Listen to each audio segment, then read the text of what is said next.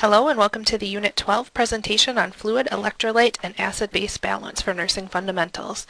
Body fluids are regulated by various body systems. The heart, the lungs, the skin, the kidneys, CNS, and GI tract all play an important role.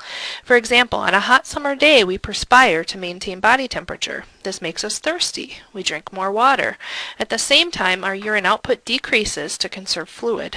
This is your body maintaining its fluid balance. The next two slides are learning objectives for fluids, electrolytes, and ABGs. Please take a minute to review them and make sure you can answer them in preparation for class and for the exam. So we'll start with reviewing the three main places where water is found in the body. There's intracellular fluid, or ICF compartment, where there's water inside of a cell, and this accounts for about 2/3 of the volume of body fluids. ICF has proteins, water, and solutes, which are also called electrolytes. Electrolytes are elements or compounds that break up into ions when they're dissolved in fluids. ICF is high in potassium and low in sodium. ECF compartments are extracellular fluid compartments. This is water outside of the cells in the plasma and interstitial fluid. ECF also has proteins, water, and solutes, or electrolytes. ECF, though, is high in sodium and low in potassium. Intravascular ECF is whole blood. This is fluid inside the vessels, the blood vessels. Plasma is the clear, straw-colored liquid portion of the blood left behind after the red blood cells, white blood cells, platelets, and other cellular components are removed. It's the largest component of human blood, making up about 55% of blood volume. It has water, salts, enzymes, antibodies, and other proteins along with water. The volume of the ECF, especially intravascular blood or plasma volume, is the most important part of fluid balance. Blood pressure cannot be maintained without adequate intravascular volume, which can result in shock and death. Other ECF includes lymph, CSF, or cerebrospinal fluid, the humerus of the eye, serous fluid, and GI secretions. So let's test our critical thinking for just a minute. Think about what type of fluid is pitting edema. Well, it's interstitial fluid, which is a component of your extracellular fluid. It's due to fluid excess between or outside of the cells. RAS is the renin-angiotensin-aldosterone system. It's part of the hormone or endocrine system. ECF is regulated by the RAS with aldosterone, which saves salt in the kidneys, and then we got to remember that water follows salt. So what that means is that keeping sodium levels higher increases fluid buildup because the kidneys won't release the water as urine. So what happens? Fluid builds up in the body. This increases blood volume, which then increases blood pressure. It helps to regulate short and long-term blood pressure control and extracellular volume in the body. So if your blood pressure is low, several body systems come into play. The liver releases angiotensin, and the kidneys are able to sense it and release renin. The two combine to create angiotensin. The effect is the blood vessels constrict to raise the blood pressure. Does the class of drugs called ACE inhibitors sound familiar? Well, this class of drug is related to angiotensin. The goal is to block the angiotensin action in the body and as a result lower the blood pressure. The second regulated aspect of fluid balance is osmolality. This is a proportion of dissolved particles in fluid. Osmolality measures the pressure or concentration of solutes in body fluids. In other words, plasma osmolality measures the body's electrolyte water balance. The osmolality of blood plasma is a measure of hydration status. It's sensitive to changes in hydration status during dehydration and rehydration. Osmolality increases with fluid volume deficit. There's too little water and higher concentrations of dissolved particles. Osmolality decreases with fluid volume excess. There's too much water and too low of concentrations of dissolved particles. Antidiuretic hormone, or ADH, maintains osmolarity by adjusting the amount of water excreted in the urine. This makes the body's fluid more or less concentrated. If more water is excreted in the urine, the water left in the body is going to be more concentrated. If less water is excreted in the urine, the water left in the body is going to be more dilute or less concentrated. ADH is also released by the brain if blood pressure drops in an attempt to increase blood volume by causing the kidneys to hold on to more water. because more blood volume equals more blood pressure. So water moves outside of the cell by osmotic pressure in the cellular compartment. Osmotic pressure is the force that pulls the fluid from one compartment to another. The level of osmotic pressure remains approximately equal in the ICF and the ECF. Osmotic pressure can also be thought of as the attraction of water to solutes or electrolytes. If there is a decrease in water in the cell, electrolytes are going to move into the cell to make the water move back into the cell as well. The opposite is also true. An increase in water in the cell is going to cause electrolytes to move out of the cell. This causes water to also leave the cell because they're chasing those electrolytes. Here's an example of how this works. So have you ever eaten pizza and become extremely thirsty afterwards? What's happening is the sodium from the pizza is accumulating in the ECF, causing water to exit the cells. The cell sensors signal the brain that the electrolytes are drying. They're saying, hey, we're shriveling up here, and then the brain gives you the signal to drink fluid. Fluids and electrolytes move by osmosis, the movement of water across a semi-permeable membrane from an area of a lower concentrated particles to an area of a higher concentrated particles. And they also move by diffusion. This is the intermingling of substances by the natural movement of their particles from a higher concentration to a lower concentration. Osmosis is how water is transported into and out of the cells. Sodium is the driving force in osmosis. Remember that salt and other compounds that dissociate into their component ions are called electrolytes. In water, sodium chloride, which is NaCl, dissociates into sodium ion, Na+, and the chloride ion, Cl-. And during filtration, the glomerular capillaries filter blood and fluids to remove solutes, which are tiny particles by that point. Types of IV solutions are based on osmosis. We're trying to bring the body back to homeostasis. The fluid is meant to either maintain the normal ICF and ECF or to draw fluid into or out of cells. So an isotonic solution refers to a solution with the same osmotic pressure across a semi-permeable membrane as body fluids. This state allows for free movement of water across the membrane without changing the concentration of solutes on either side. 0.9% normal saline is an isotonic solution. It's used with fluid volume deficit when the body's lost both water and electrolytes. One example is for fluid resuscitation in hypovolemia, or low blood volume. This is to increase the blood volume and as a result increase blood pressure. Hypotonic fluids are used to rehydrate cells. Hypotonic fluid is for true dehydration.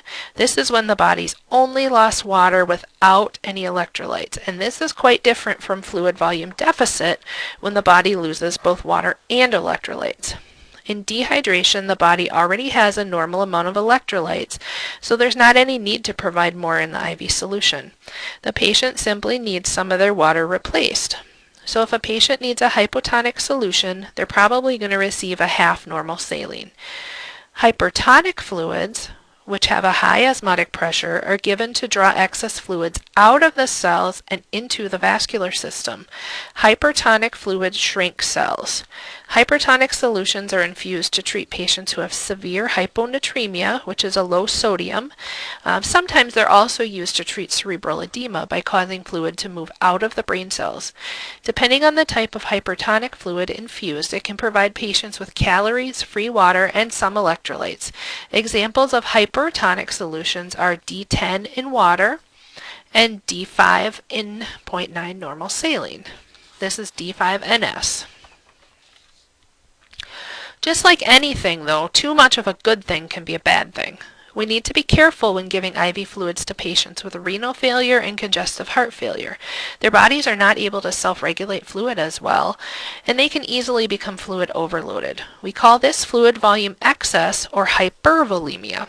High blood sugar can be also a complication of dextrose-containing infusions, especially with patients with diabetes, so we do need to keep these things in mind when we are trying to give volume to our patients. So take a few minutes and I want you to review this slide and think about these review points. For the IV fluids, think about what the IV fluid is trying to do. Is it moving in or moving out of the cells, and why? Think about what's happening to the electrolytes and water in the cells. This is going to help you determine the answers. So take a minute and review these, and we're going to go through the answers in class. Newborns and infants are at a greater risk for fluid and electrolyte imbalances, especially with vomiting and diarrhea. They don't have as well developed compensatory mechanisms. Active children are at risk for dehydration while exercising or playing because they don't want to take time out to rehydrate. They might miss out on something fun, so why would they want to take a drink of water? So we need to teach them the importance of correct fluid intake. Adults are most likely to have fluid and electrolyte imbalance after acute illness or surgery. Older adults are at risk for imbalance due to chronic diseases like heart failure, renal failure, and diuretics, which alter their normal compensatory mechanisms. Fluid balance is affected by many factors. Think back to pathophys. Osmoreceptors monitor serum osmotic pressure. When osmolality increases, the hypothalamus stimulates thirst. This makes us drink fluid, and osmolality decreases then as solutes are diluted after we drink something. The caveat here is people need to be able to access fluid for this to happen. People with difficulty communicating might not be able to indicate they're thirsty. Psychological factors can also decrease intake. Perhaps a patient's sedated and not able to respond to the stimulus to drink. If they can't get to the water, they're not going to be able to pay attention to and act on these thirst mechanisms. Adults typically need about 6 glasses of water and an additional 100 ml of fluids through food and beverages each day. Fluid output occurs in a variety of ways. The most visible is urine output. What's the minimum average urine output per hour? Well, at least 30 cc's an hour or 30 mils an hour. How does this make sense to maintain fluid balance? Because we've clearly got a lot more going in than coming out in urine, right? Well, remember that approximately 40% of water is lost through sweat, feces, skin, and lungs. These are insensible or unmeasurable losses. And 60% of water is lost through urination. So when you take these into consideration, it should all balance out in the end with a normal functioning body. This slide lists some losses that can occur and cause fluid, electrolyte, and acid-base imbalances. Remember, intracellular fluid is composed of water, potassium, phosphate, and sulfate. It's low in sodium and chloride. ECF is both intravascular and interstitial. Components are water, sodium, chloride, and bicarbonate. Recall that the potassium and the sodium exchange that takes place in the cells. So if we have conditions like prolonged vomiting or diarrhea, we can expect an extracellular deficit. This presents as hypovolemia, and we see a decreased blood pressure, increased heart rate, and possibly shock symptoms if hypovolemia is not corrected. Hypovolemia is the loss of the amount of fluid or blood from extracellular space. For example, blood loss from surgical procedures, trauma, things like that. Third spacing is when fluid is trapped in interstitial spaces. Some examples of third spacing are pleural effusion, ascites from liver failure, anything that makes the fluid go out into somewhere it's not normally supposed to be. A patient with hypovolemia will have weight loss, a decreased blood pressure, increased heart rate, decreased urine output, less than 30 an hour, remember, and many times have an altered level of consciousness since there won't be enough blood flow to the brain. We need to protect the patient from injury. This is especially true if they have orthostatic hypotension, meaning their blood pressure drops significantly when they stand up. Think of hypovolemia as an empty gas tank. The car's not going to run if there's not enough gas. So how do we fix the problem? Fill up the tank. This is going to be done by pushing oral fluids or by giving isotonic fluids by IV. Chronic illnesses can also cause hypervolemia. Renal failure causes include ECF excess, hyperkalemia, hypocalcemia. Heart failure causes ECF excess, left-sided heart failure when we get wet lungs, and right-sided heart failure where we get peripheral symptoms, often with pitting edema to the lower extremities. Symptoms of ECF excess include rapid weight gain. More than a kilogram or even a half a kilogram a day is significant. We get the things like the bounding pulses, headache, JVD, often a decreased urine output because they have underlying renal failure. Hypervolemia can cause pulmonary edema with dyspnea and crackles. So now we're going to talk a little bit about electrolytes. Remember that sodium resorption and excretion are the driving forces for osmolarity. If sodium level is elevated, we get dehydration that's occurring. Water loss equals too much sodium. Symptoms are listed here. We've got lethargy, weakness, irritability, seizures, and we treat them with rehydration with D5W. We don't want to give them more sodium because we already have too much sodium. Conversely, if the sodium is low, we get a fluid volume excess or too much water and not enough sodium. We get, again, mental symptoms like headache, confusion, coma, seizures. We treat this with a hypertonic saline or a 3% saline. The key, though, with sodium is to increase or lower the value slowly to prevent complications related to brain swelling. Potassium. The body doesn't conserve potassium well, so any increase in fluid output results in hypokalemia as a result. Hypokalemia, or low potassium, is pretty common. This is why supplementation of potassium is important with diuretics. Common causes of hypokalemia are vomiting, use of diuretics, and it can occur with insulin use because insulin pulls the potassium into the cell. So what are we going to anticipate with a low potassium level? Think of the WALT acronym listed here: weakness, arrhythmias, lethargy, and thready pulse.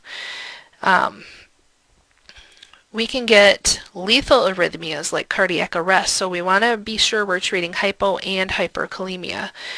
We treat with PO or IV potassium supplements, and we promote foods with high potassium content. Hyperkalemia is high potassium levels. Common causes of this is kidney failure. Common symptoms are listed there as well. When we think of cardiac arrhythmias, cramping, irritability. We treat with IV calcium gluconate. Insulin moves K into the cells. Dialysis dialyzes it off, and K-oxalate binds to the potassium, and then it's excreted in the stool. Now, takeaway here is all potassium imbalances can cause life-threatening cardiac problems, so think cardiac with potassium. Calcium is important for nerve transmission and muscle contraction. Hypokalemia is low calcium. Common causes of hypocalcemia are illnesses affecting the thyroid or parathyroid glands and renal insufficiency. When the body can't excrete excess phosphorus, calcium levels drop. Hypercalcemia is high calcium levels. It can be caused by prolonged immobilization or cancer, as calcium is released from the bones excessively. It can also be caused from an overactive parathyroid. Magnesium is another important electrolyte. It's needed for more than 300 biochemical reactions in the body. It helps maintain normal nerve and muscle function, supports a healthy immune system, keeps the heartbeat steady, and keeps bones strong. It also helps regulate blood glucose levels and aid in the production of energy and protein. Hypomagnesium is low magnesium levels. It's common with alcoholism, uncontrolled diabetes, vomiting, diarrhea, and bowel resections due to absorption problems.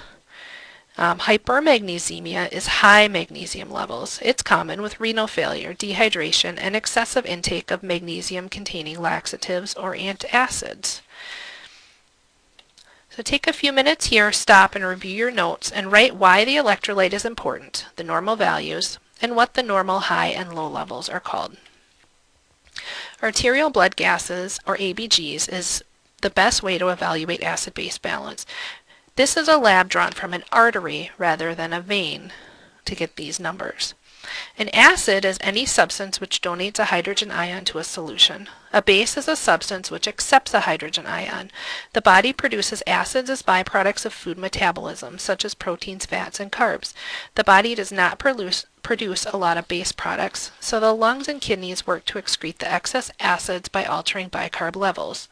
A pH of 7.35 to 7.45 is perfect for homeostasis. pH is a measurement of acidity. When we talk about acidity and acid-base balance, we're talking about excess hydrogen ions, which is H+. pH is a balance between an acid, which is carbon dioxide, that is regulated by the lungs, and a base, bicarbonate, which is regulated by the kidneys. The pH scale goes from 0 to 14, so 7 is neutral. Water is also neutral. So why is acid-base balance such a big deal? Well, a shift in half of a point in either direction is not conducive to life. We need to fix the problem fast or our patient's going to die. We reviewed this slide in our respiratory cardiac unit, but it's a good reminder for ABG criteria. Remember that in respiratory acidosis or alkalosis, the pH and PCO2 move in opposite directions. In respiratory alkalosis, the pH goes up while the PCO2 goes down. In respiratory acidosis, the pH goes down while the PCO2 goes up. With metabolic alkalosis or acidosis, the pH and bicarb, or HCO3, move in the same direction. So in metabolic alkalosis, the pH goes up and the bicarb goes up. In metabolic acidosis, the pH goes down and the bicarb goes down. This is the Rome method, that respiratory opposite metabolic equal.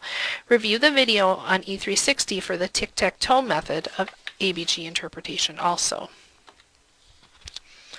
So remember, for respiratory, carbon dioxide is the respiratory acid. When the patients don't breathe well, they can't get rid of the respiratory acid. It builds up in the intracellular spaces. The extra CO2 combines with water to form carbonic acid. This makes your pH go down, which means respiratory acidosis. The patient is hypoventilating. They're not breathing enough. How do we treat it? Help the patient breathe faster or deeper. When the patient breathes too fast, like when they're hyperventilating, this causes the pH to go up, which means respiratory alkalosis. What are the symptoms? Numbness, tingling in the fingertips, lips, toes. How do we treat it? Slow down the breathing or rebreathe carbon dioxide. You know, breathe into a paper bag. Metabolic refers to chemical changes occurring during metabolism. Oxygen combines with glucose to create energy. Carbon dioxide is a waste component of this process. Carbon dioxide is then carried from the bloodstream to the alveoli of the lungs for expiration. We blow off this respiratory acid when we're breathing normally. Your body produces a buffer known as bicarbonate that is alkaline. Bicarb binds with excess acids and turns them neutral. Bicarb is like Tums for your bloodstream. It binds up excess acids in the blood, much like Tums binds up excess acids in your stomach. An example of a disease causing acid-base imbalance is diabetic ketoacidosis. There's too much glucose in the blood and not enough insulin. The body has to use fat for fuel instead, since the lack of insulin keeps the glucose from being used. And fats are broken down, which produces ketones. Ketones have a low pH and turns the blood acidic. This causes metabolic acidosis. We also reviewed these ABG results in the cardiac respiratory unit. Take a few minutes to figure out their interpretation using either the Rome method or the tic-tac-toe method and how to fix them. We're going to discuss those in class. So for any patient encounter or issue, we always refer back to the nursing process. Fluid, electrolytes, and acid-base balance is no different. So we focus on the nursing assessments, and this is going to include a health history. This helps us decide if the patient's at risk for imbalance. For example, a patient with congestive heart failure or renal failure is at risk for fluid, electrolyte, and acid-base imbalances by nature of the illness. Diuretic patients, or diuretic use of patients, puts patients at risk for fluid volume deficit and hypokalemia. We want to measure daily weights. Remember that 1 kilogram of equals 1 liter of fluid, so 1 kilogram change in 24 hours is significant. We want to get complete vital signs because these are important indicators of a fluid balance problem. Low blood pressure and high heart rate indicate possible fluid volume deficit. High blood pressure could indicate a fluid volume excess. A 24-hour INO can give us a pretty good idea of fluid balance. Lab values, these are important too. Think back to our discussion on serum osmolality. What does that measure? Water levels, which are regulated by sodium reabsorption and excretion. If serum osmolality is low, this means there's a water excess. In this case, the sodium would be low also because the water dilutes it. Signs and symptoms could be cellular swelling in the brain with confusion, seizure, coma, and death. If osmolality levels are elevated, this means there is a water deficit or too little water. In this case, the sodium level would be elevated because of the water deficit, and this concentrates the sodium. Signs and symptoms could be cellular shrinking in the brain, which also causes confusion, agitation, and coma. Think critically about assessment findings. What could they mean? Look at groups of data rather than specific pieces of a puzzle. We'll be thinking about these things in relation to fluid volume status with our case study for this unit. Use this data to formulate potential nursing diagnoses. So, diagnoses are listed here. Risk for electrolyte imbalance could be used for any of the electrolytes, whether they're high or they're low. For example, a patient on a diuretic would be at risk for electrolyte imbalance, hypokalemia. Someone with abnormal ABGs would have impaired gas exchange. Someone with hypovolemia could have ineffective tissue perfusion because their blood pressure is not adequate to perfuse their tissues. Goals are patient-focused and patient-specific. Outcome criteria should be SMART. Interventions should focus on patient teaching so they'll be compliant with the plan of care. This is especially true for fluid restrictions. The patient needs to know why we are limiting fluids, or they're going to be reluctant to limit their fluids, especially if they feel thirsty all the time. Also, interventions focus on correcting the underlying cause of the imbalance as well as symptom management. For example, a patient with a fluid volume excess is going to likely be short of breath. Keeping the head a bit up is going to make breathing easier for that patient. Finally, we evaluate our plan of care. What happened with the patient and their imbalances? Were the goals met, partially met, or not met? Revise the plan of care as needed. This concludes our lesson on fluid, electrolyte, and acid-base imbalances. Thanks for watching and have a great day.